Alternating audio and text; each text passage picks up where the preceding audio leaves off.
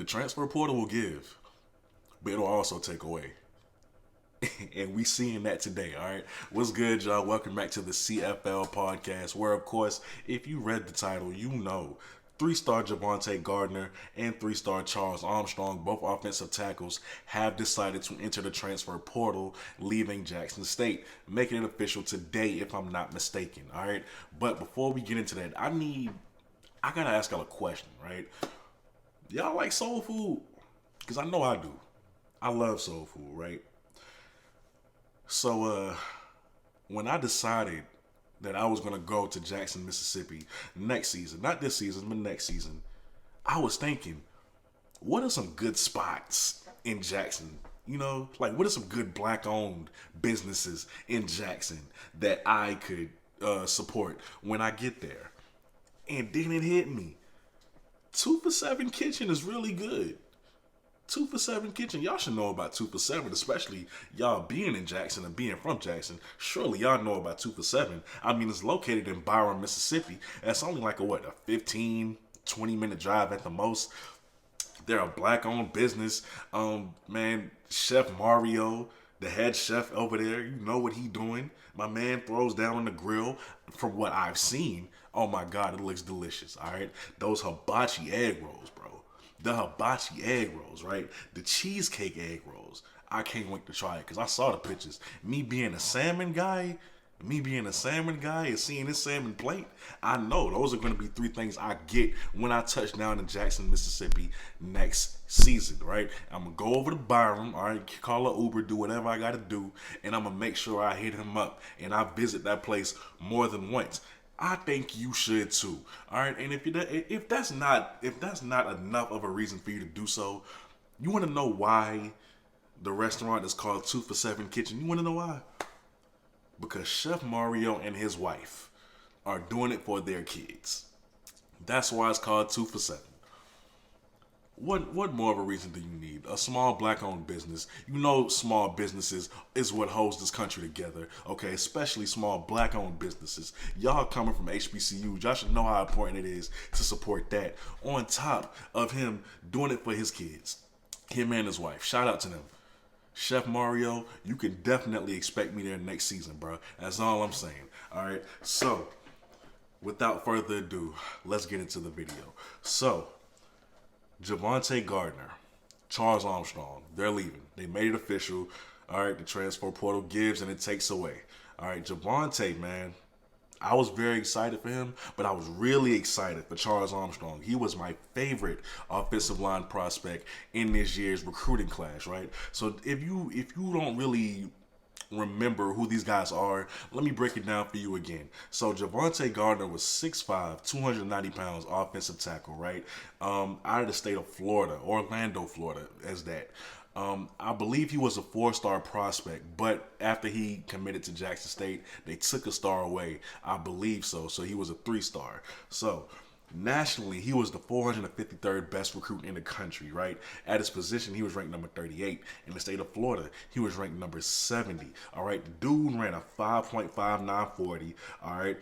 I believe a 5-second shuttle and a 20.66-inch vertical. So he was a very good athlete at that size, to be almost 6'5", 300 pounds. He's a very good athlete. And, you know, I couldn't wait to see what he and Charles can do together on that offensive line. They were freshmen, so I didn't expect both of them to start, right? You know, you got guys over you, upperclassmen. I expect them, you know, to contend for playing time next year. But it looks like that's not going to happen at Jackson State. So Devonte's gone, right? And remember, Devonte, he was originally committed to Florida, and he decided to decommit from Florida and go to Jackson State. He would have been playing SEC ball right now. So he had Ole Miss after him. Florida, of course, which he decommitted from. South Carolina wanted him. Tennessee wanted him. Kentucky wanted him. He would have been playing SEC ball had he not gone to Jackson State. And who knows? Maybe he looks to play SEC ball next fall. Who knows, right? But Devonte is gone. And then Charles, like my favorite prospect, offensive line prospect, of course, in Jackson State's recruiting class. He's gone. I love this kid's game.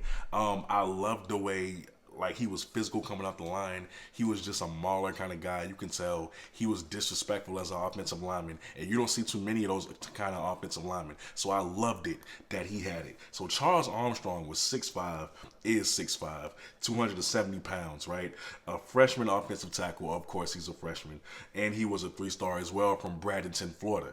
Now, nationally, he was a little bit lower, of course. It was a true 3-star prospect, 1,296. At his position, he was ranked number 111, and in the state of Florida, he was ranked 166. Now, his ranking never bothered me because I can tell he was one of the gems. Like, he is a gem for whoever gets him. He's a gem, right? And I knew, like, when he stepped on the field, y'all was going to see something with him. Like, you were going to see something special with Charles Armstrong. The recruits, the scouts did not do their due diligence with him.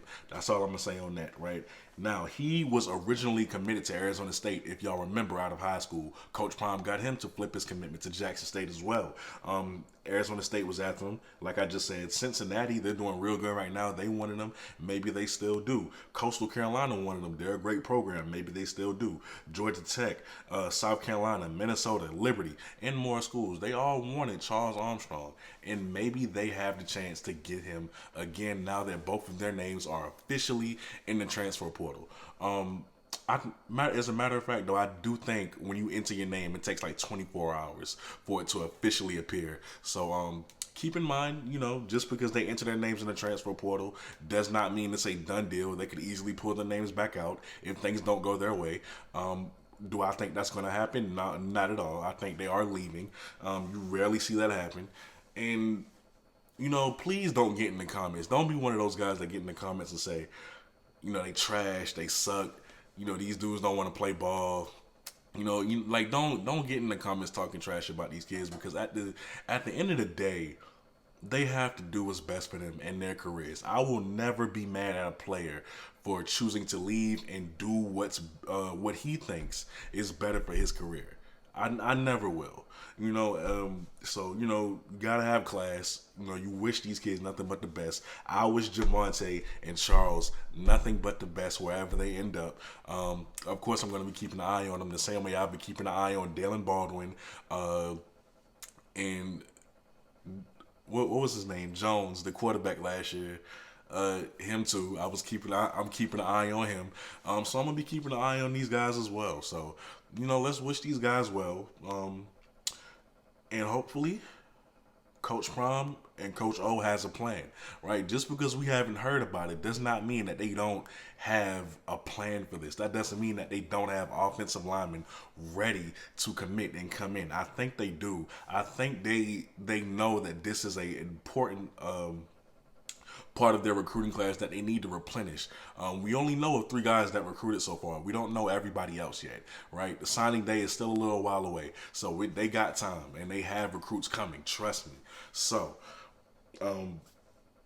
I think they'll be fine. I'm just interested to see.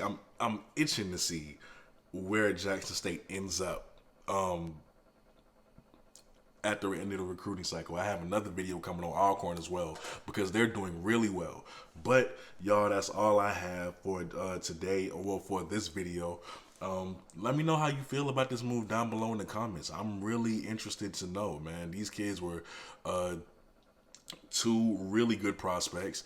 Can't really be mad. You can't get all the talent, right? You can't keep them all. Somebody's gonna leave. This is normal. This is a normal part of college football, and because of the new transfer portal rules, it's just that much bigger and better now, right? It's a whole free agency out here. So yes, they lose these 2 guys, but they can also get 2 guys to replace them just like that. It's that easy. It's that easy. There's so much people in this transfer portal. Is that easy. So we wish these guys nothing but the best. We'll see what Jackson State does to correct this situation, right, going forward. As I said before, if you are currently in Jackson, Mississippi, or anywhere near the area, what are you waiting on? Especially this weekend. What you waiting on to go down there to Byram? Nothing but a 15, 20-minute drive. Go to 2 for $7 Kitchen. Get you a hibachi egg roll. Get that. Not on me, not on me. I ain't got it like that. But get you one of them. Tell Chef Mario that CFL sent you. Do that for your boy. Do that for your boy. That's what I want y'all to do. I'm going to show y'all the videos. I'm going to show y'all the pictures of how good the food look. But please do me a favor and try them out. Because when I say that food looks delicious, but listen, that ain't no understatement. All right, like I said, when I touch down in Jackson next season, because I will be in Jackson next season. When I touch down, oh my goodness, this is the first place I'm going. This is the first place I'm going, and I told him that myself. I called him up. I told him that myself. Hey, I'm coming there. They gonna know. So, thank you so much for watching the CFL podcast. I go by the name of Kobe. All right, and I'm out. Peace. Look out for more videos on the way, though, please. But peace.